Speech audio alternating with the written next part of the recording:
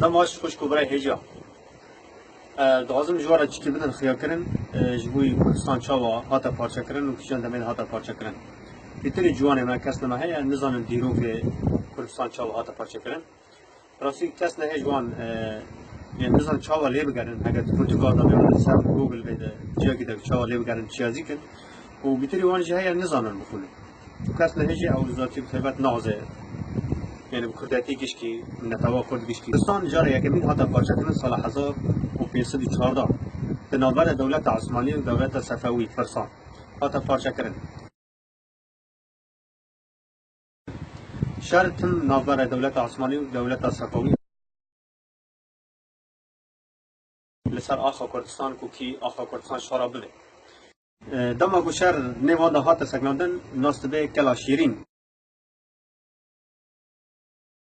مانک چی کردن سال 1600 و سونه هادا از پیمانا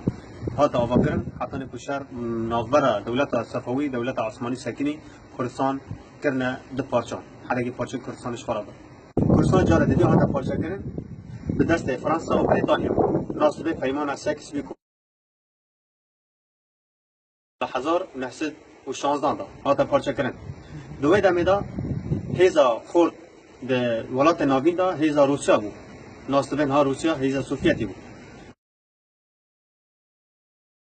ماجی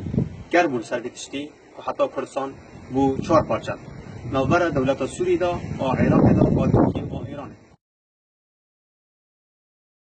پارچه که دیجه هید درب حد پارچه دن ناستبین کردستان سو چجی ده وچه غیر دنبن نفوسا سوفیتی دا بو نوبر ارمنستان و آذربایجان کردستان سو الاتحاد السوفيتي يجي واجه كردستان السور أواكر سال 1923 دما وليلين تذهبوا لسال حكمه